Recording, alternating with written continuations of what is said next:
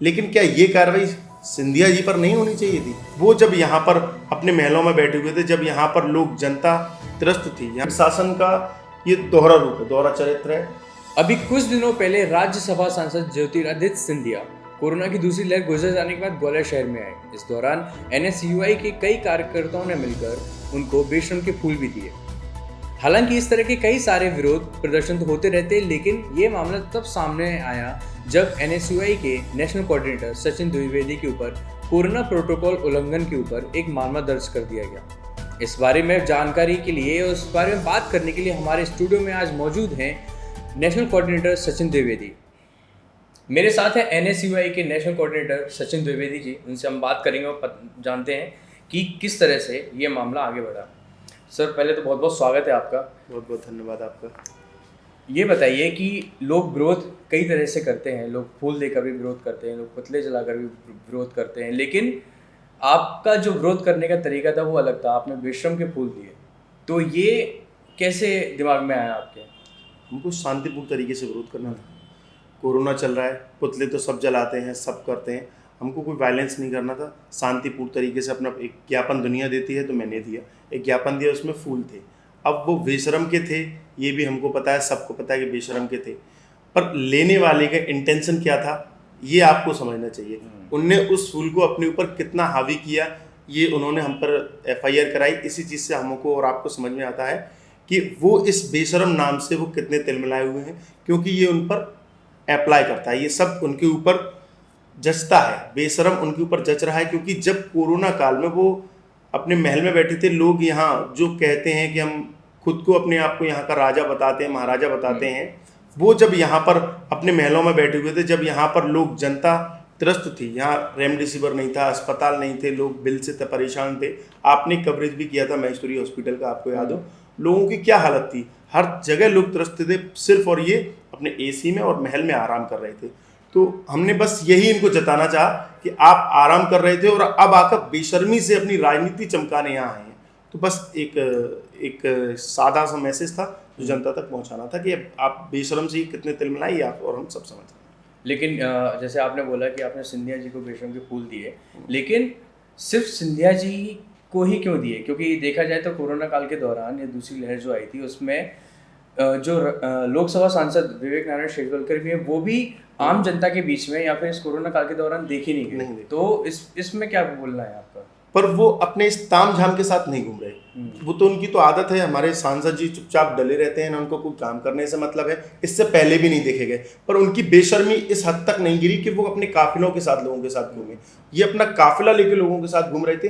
अब आप 100 लोगों को लेके जा रहे हो, 100 जगह अपने आप स्वागत करा रहे हो। आप एम्बुलेंस का उद्घाटन बुक करने गए थे आप बांटने, तब आप मंच पे 20-20, 25-25 लोग बैठ के और 100 लोगों की भीड़ करके, जब ये बेशर्मी नहीं है क्या?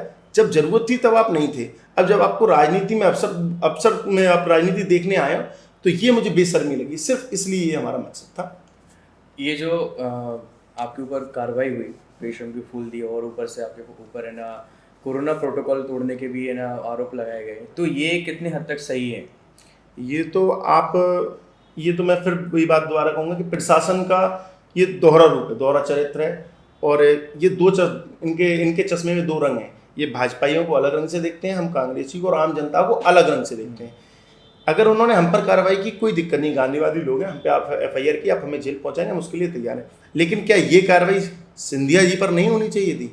वो भी तो अपने इस मुझसे ज़्यादा काफिले के साथ, हम तो 10-12 लोग थे, आप अपने से ज़्यादा से लोगों से 10-10, 20-20 गाड़ियों के साथ आप घूम रहे हो, 100 लोगों के आप कार्यक्रम कर रहे हो, पर आप पर कोई कार्रवाई की गई? किसी ने उन पर सवाल उठाए? प्रशासन ने आज उनके खिलाफ कोई कार्रवाई की गई? मेरे में कार्रवाई के लिए आपने प्रशासन को आगे रखा, 144 धारा का उल्लंघन करा आपने। भाजपा, ये सिंधिया कह लें, भाजपा कह लें, ये लोग प्रशासन पर दबाव कर बना रहे हैं, प्रशासन पर अपने दबाव का इस्तेमाल कर रहे हैं और आम जनता, कांग्रेसियों पर और हम पर झूठी कार्रवाई कर रहे हैं। ये इनका शुरू से चला आ रहा है। अब आगे क्या रणनीति आपकी, मतलब किस तरह से अब आगे कदम उठाने वाले हो आप? अभी हम लोग की रणनीति यही है, अगर इन्होंने फिर कोई ऐसी बेशर्मी दी तो हम लोग ये जब ग्वालियर आएंगे तब इनका विरोध करेंगे और इसी तरीके से करेंगे, शांतिपूर्ण तरीके से करेंगे। और इन पर इसका कितना असर होता है, जैसे आपके चैनल का नाम ग्वालियर इम्पैक्ट है, ऐसा इन पर कितना इम्पैक्ट पड़ता है हमारे आंदोलन का, ये आप लोगों ने देखा। शांतिपूर्ण का हमने इनको एक फूल दिए, इस पर तिल मिलाकर इन्होंने हम पर FIR कराई।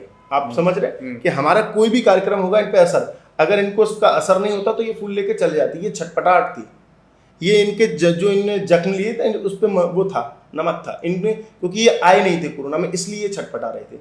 अगर ये जनता के बीच होते तो इसका जवाब देते। आप लेके जा रहे हैं वापस से, आप देखना ये फिर नहीं आएंगे 6 महीने। जब जनता को इनकी ज़रूरत होगी, ये अपने घरों में बैठ के AC में बैठ के फिर आराम फरमा रहे होंगे, वहीं से फ़ोन पर बात करेंगे। इनका कोई काम नहीं है जनता के बीच में। या मैं कह रहा हूँ इस कोरोना, इससे पहले भी कभी देखा गया है कि सिंधिया जी रोडों पर आए, लोगों को कभी देखा है कि कभी भी ज़रूरत में आए? सिर्फ अपने काफिले के साथ आते हैं, काफिले के साथ जाते हैं। मैं चैलेंज कर सकता हूँ, और कोई मुझसे कहे कि सिंधिया जी को इससे पहले कभी भी जनता के बीच में देखा गया।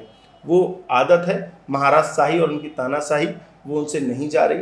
इसीलिए जब भी वो आएंगे, अगर ऐसा अपना महाराज शाही अपनी नहीं छोड़ेंगे तो हम लोग आगे भी उनका विरोध करेंगे।